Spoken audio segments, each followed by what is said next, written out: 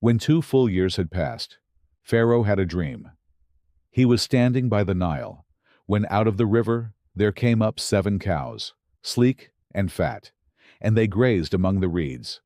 After them, 7 other cows, ugly and gaunt, came up out of the Nile and stood beside those on the river bank. And the cows that were ugly and gaunt ate up the 7 sleek, fat cows. Then Pharaoh woke up. He fell asleep again and had a second dream. 7 heads of grain, healthy and good, were growing on a single stalk. After them, 7 other heads of grain sprouted, thin and scorched by the east wind. The thin heads of grain swallowed up the 7 healthy, full heads. Then Pharaoh woke up. It had been a dream. In the morning his mind was troubled, so he sent for all the magicians and wise men of Egypt. Pharaoh told them his dreams, but no one could interpret them for him. Then the chief cupbearer said to Pharaoh, "Today I am reminded of my shortcomings. Pharaoh was once angry with his servants, and he imprisoned me and the chief baker in the house of the captain of the guard. Each of us had a dream the same night, and each dream had a meaning of its own. Now a young Hebrew was there with us, a servant of the captain of the guard. We told him our dreams, and he interpreted them for us, giving each man the interpretation of his dream. And things turned out exactly as he interpreted them to us. I was restored to my position, and the other man was impaled." So Pharaoh sent for Joseph, and he was quickly brought from the dungeon. When he had shaved and changed his clothes, he came before Pharaoh. Pharaoh said to Joseph, "I had a dream, and no one can interpret it. But I have heard it said of you that when you hear a dream, you can interpret it." "I cannot do it," Joseph replied to Pharaoh, "but God will give Pharaoh the answer he desires." Then Pharaoh said to Joseph, "In my dream I was standing on the bank of the Nile, when out of the river there came up 7 cows, fat and sleek, and they grazed among the reeds. After them 7 other cows came up, scrawny and very ugly and lean. I had never seen such ugly cows in all the land of Egypt. The lean, ugly cows ate up the 7 fat cows that came up first. But even after they ate them, no one could tell that they had done so. They looked just as ugly as before. Then I woke up. In my dream, I saw 7 heads of grain, full and good, growing on a single stalk. After them, 7 other heads sprouted, withered and thin and scorched by the east wind. The thin heads of grain swallowed up the 7 good heads. I told this to the magicians, but none of them could explain it to me.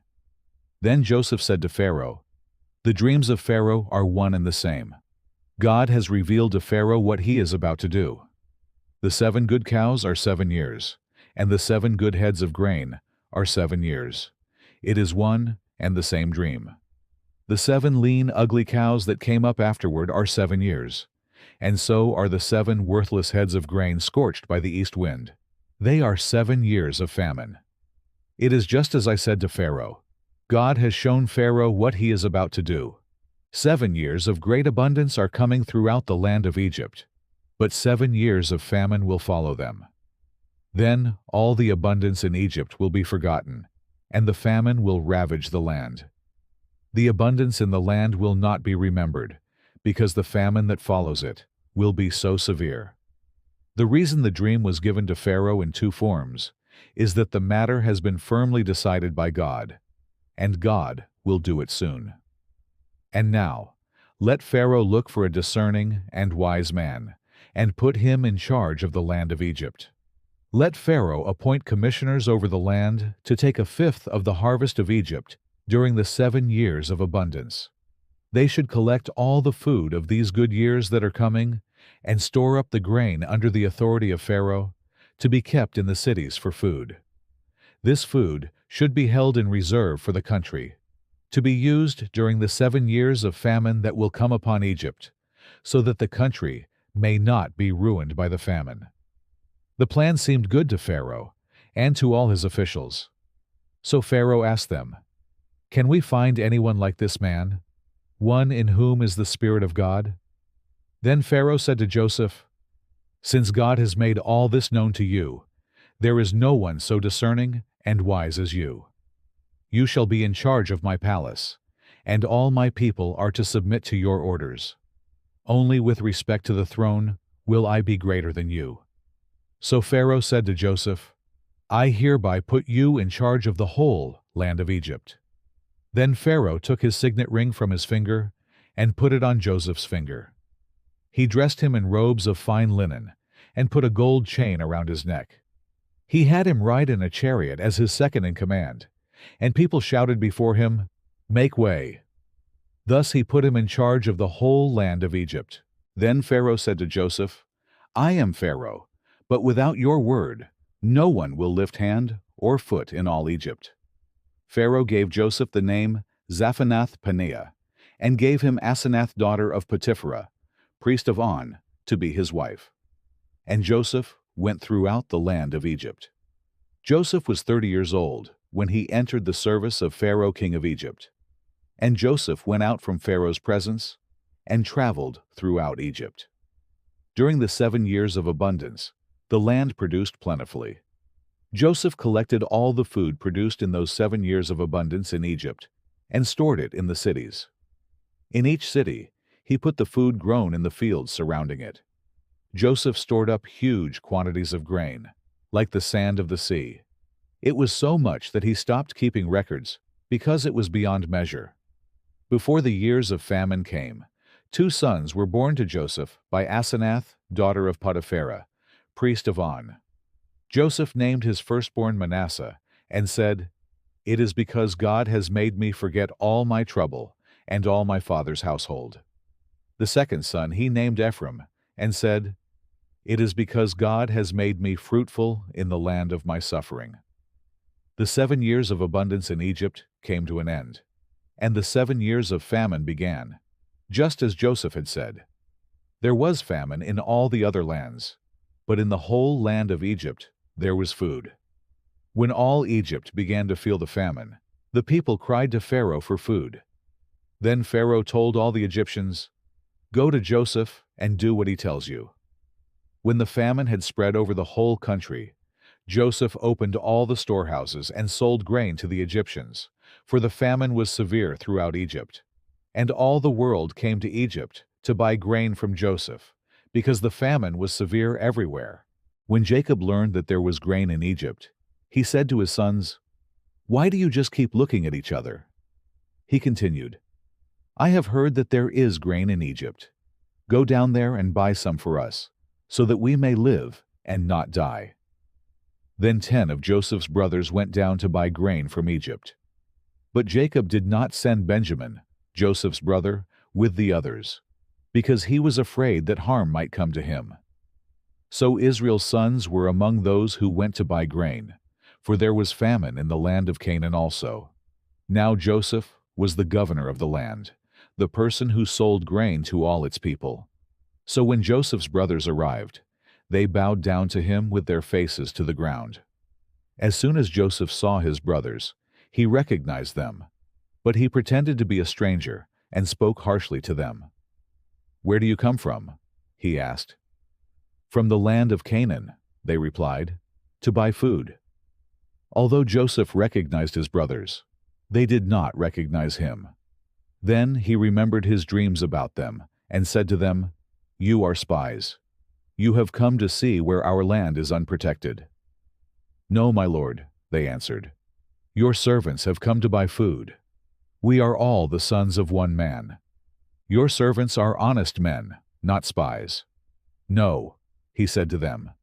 "You have come to see where our land is unprotected." But they replied, "Your servants were 12 brothers, the sons of one man, who lives in the land of Canaan. The youngest is now with our father, and one is no more." Joseph said to them, "It is just as I told you. You are spies, and this is how you will be tested. As surely as Pharaoh lives, you will not leave this place unless your youngest brother comes here. Send one of your number to get your brother. The rest of you will be kept in prison, so that your words may be tested to see if you are telling the truth. If you are not, then as surely as Pharaoh lives, you are spies." And he put them all in custody for 3 days. On the 3rd day, Joseph said to them, "Do this, and you will live, for I fear God. If you are honest men, let one of your brothers stay here in prison, while the rest of you go and take grain back for your starving households. But you must bring your youngest brother to me, so that your words may be verified, and that you may not die." This they proceeded to do. They said to one another, "Surely we are being punished because of our brother.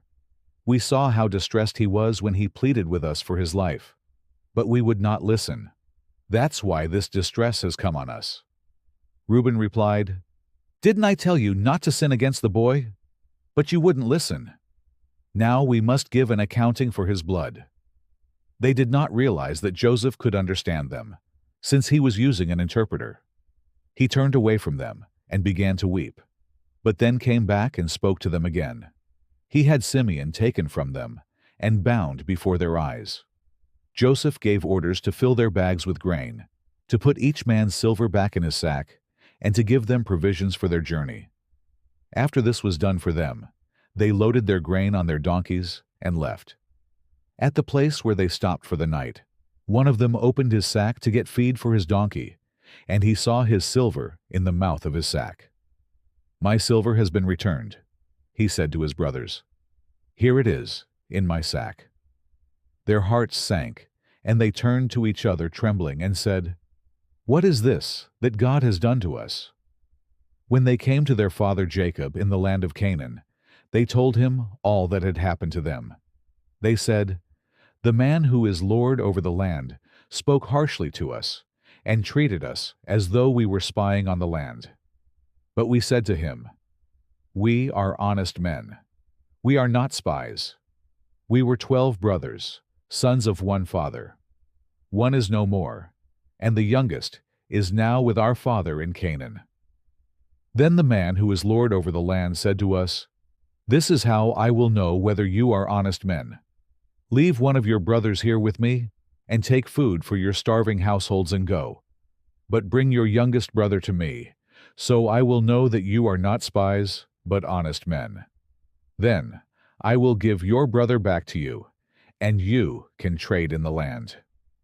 As they were emptying their sacks, there in each man's sack was his pouch of silver.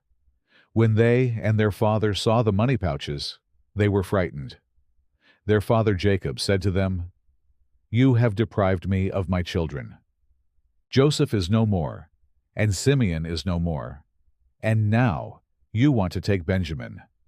Everything is against me.' Then Reuben said to his father, 'You may put both of my sons to death if I do not bring him back to you.